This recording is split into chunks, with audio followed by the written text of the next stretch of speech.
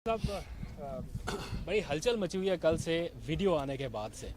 ये वीडियो पहले कहाँ पर थी, कुछ टाइमिंग के ऊपर बड़ा एतराज़ कर रहे हैं अपोजिशन जमातें कि ये पहले कहीं पर थी और अब अचानक से आ गई। और दूसरा ये भी शो किया जा रहा है कि शायद ऐसे मौके पर रिलीज़ करके इदारों को दबाव में लाने की कोशिश की जा रही है। मज़ीद फर्दर क्या एक्शन होने जा रहा है, क्या आपका कॉमेंट है इस वीडियो पे?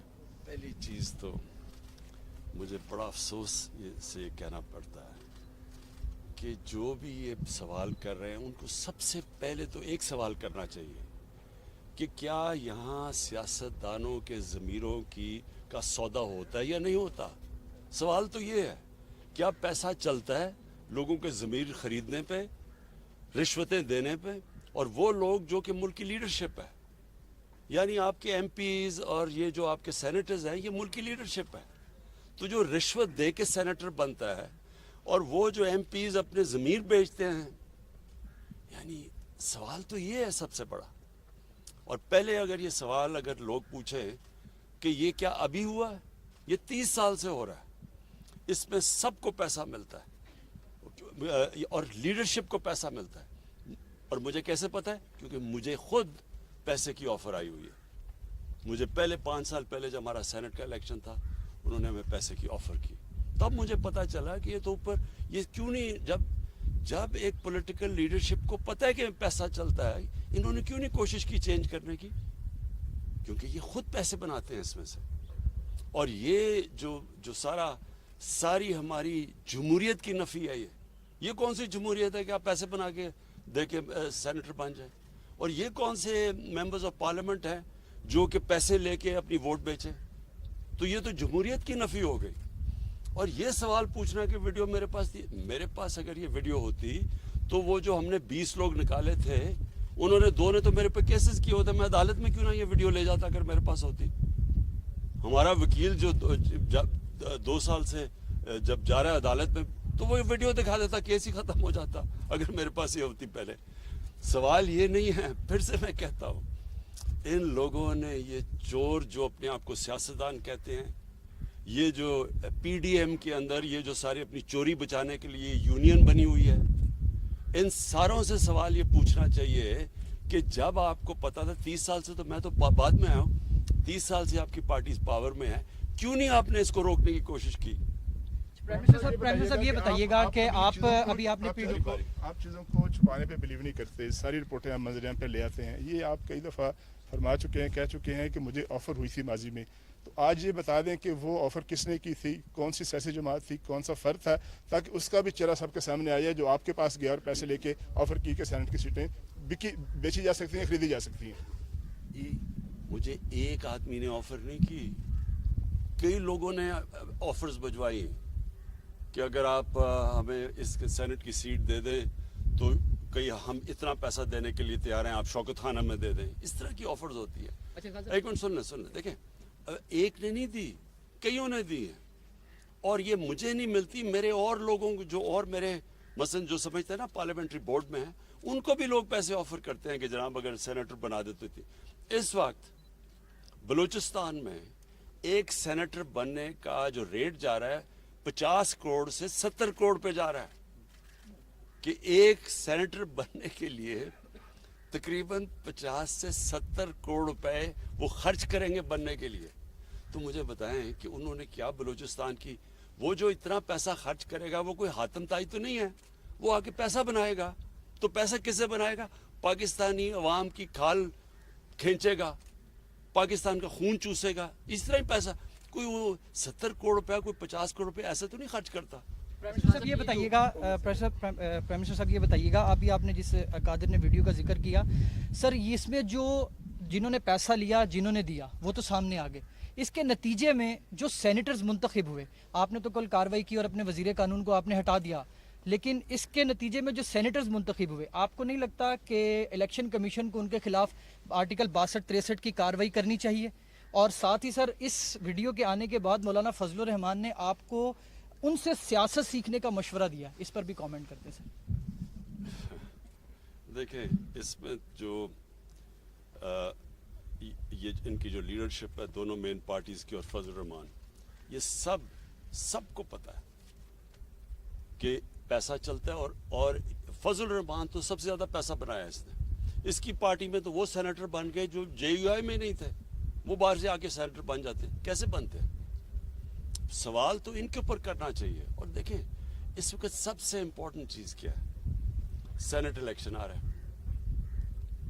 अब क्या हमें जब पता है कि ये पैसे की पूरी एक सियासतदानों की मंडी लगी हुई है, रेट्स फिक्स हो रहे हैं, तो क्या हमने इसी सिस्टम के तहत इलेक्शन करवाना है? जब ये दोनों पार्टीज ने चार्टर ऑफ डेमोक्रेसी में वाजे कहा था, इनके चार्टर में लिखा हुआ है कि ओपन बैलेट होनी चाहिए। पिछली बारी ये नून लीग ने बार कहा कि जब ओपन बैलेट होना चाहिए, मैंने तायद की नून लीग के हाँ जी ओपन बैलेट होना चाहिए। आज ये क्यों पीछे हट गए हैं? मैं तो ये सवाल पूछ रहा हूँ। जब पता है अब असल इशू ये है, सेनेट इलेक्शन बाद में तो तफ्तीश करते रहें, इशू ये है कि क्या सेनेट इलेक्शन हमने इसी करप्ट सिस्टम के जरिए लड़ना है या ट्रांसपेरेंसी लेके आनी, ये सारा इशू है बस। अच्छा प्राइम मिनिस्टर साहब, पाकिस्तान एक ज़रूरी मुल्क है और हमने देखा है कि कल भी कैबिनेट ने गंदम और चीनी इंपोर्ट करने की बात की है और उसकी इजाज़त भी दी है। ज़रूरी मुल्क होने के बावजूद हम चीज़ें इंपोर्ट कर रहे हैं खाने पीने की। साथ साथ हमने देखा कि कंस्ट्रक्शन के ऊपर आपने पूरा जोर लगाया, उसके नताइज तो सामने आए, लेकिन अब ज़राअत के ऊपर भी आप मीटिंग्स कर रहे हैं। सर हम जहाँ भी जाते हैं लोग हमसे कहते हैं आप वज़ीर आज़म से बात करते हैं तो उनसे पूछें इतनी महंगाई क्यों हुई? सर ये इस हवाले से ज़रा आवाम के जो खदशात हैं उस पर ज़रा जवाब दें। ये बिल्कुल ठीक बात है आपकी। महंगाई की सबसे बड़ी वजह क्या है? जब रुपया गिरता है, जब डॉलर के मुनिस्बत रुपया गिरता है तो वो महंगाई बढ़नी होती है। क्यों? सारी चीज़ें जो बाहर से आप आती हैं महंगी हो जाती है। जब पीपल्स पार्टी आई 2008 में तो तब रुपया गिरा, तब 25% रुपया गिरा, 25% तक महंगाई चली गई। आप उठा के देख लें 2008-9 में आज से बहुत ज़्यादा महंगाई हुई क्योंकि रुपया गिरा था 25%। हमारी बारी 24.5% रुपया गिरा जब हम आए। और वो रुपया क्यों गिरता है? क्योंकि जब आपकी इंपोर्ट्स ऊपर चली जाती हैं, एक्सपोर्ट्स नीचे चली जाती हैं, डॉलर ज़्यादा मुल्क से बाहर जा रहे होते हैं बजाय अंदर आने के, रुपया गिर जाता है। रुपए की डॉलर की शॉर्टेज होती है, वो डॉलर ऊपर रुपया नीचे। जब रुपया नीचे गिरता है, तेल महंगा, तेल महंगे के मतलब सारी ट्रांसपोर्ट महंगी, उसका मतलब बिजली महंगी, आधी बिजली तेल से बनती है, गैस आधी गैस बाहर से इंपोर्ट होती है वो महंगी, उसके बाद दालें महंगी, 70% दालें बाहर से आती है वो महंगी, घी वो बाहर से आता है घी महंगा, और फिर जब बाहर की कीमतें बढ़ती हैं फिर महंगी, पेट्रोल की कीमत बढ़े फिर महंगी। यानी जो महंगाई है, अगर आपका आज अल्लाह करे हमारी एक्सपोर्ट्स बढ़नी शुरू हो जाएं, जो बढ़नी शुरू हो गई हैं, और हम इंपोर्ट्स से ज़्यादा एक्सपोर्ट शुरू कर दें तो हमारा रुपया मजबूत होगा, महंगाई कम हो जाएगी।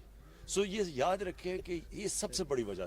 दूसरी वजह बदकिस्मती से ये थी कि हमारी 2 बारिशें मौसम की तब्दीली की वजह से गलत टाइम पे आ गई, तो जो हमारी गंदम होनी थी अच्छी भली, वो हमारी बारहनी गंदम कम हुई, तो जब उसकी कम हुई तो इंपोर्ट करनी पड़ गई।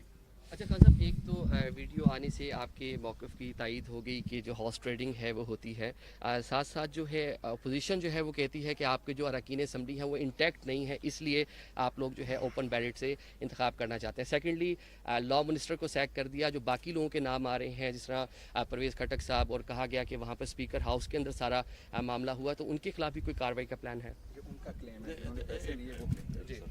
देखिए सबसे बड़ी चीज़ क्या है कि जी हमारे मेंबर जा रहे हैं या नहीं जा रहे हैं, ये इशू नहीं है। मैं 5 साल पहले तो मेरे मेंबर आ नहीं जा रहे थे, मैं तो 5 साल से लगा हुआ ओपन बैलेट की। मैं तो जब ये नून लीग ने कहा कि ओपन बैलेट होनी चाहिए, मैंने तो तब तायद की उनकी। तो ये तो अब से नहीं मैं कह रहा, जब सबको पता है कि सेनेट के इलेक्शन की वोट 30 साल से सबको पता है कि वोट बिकती है। मेरा सवाल यह है कि इन्होंने क्यों नहीं चेंज करने की कोशिश की।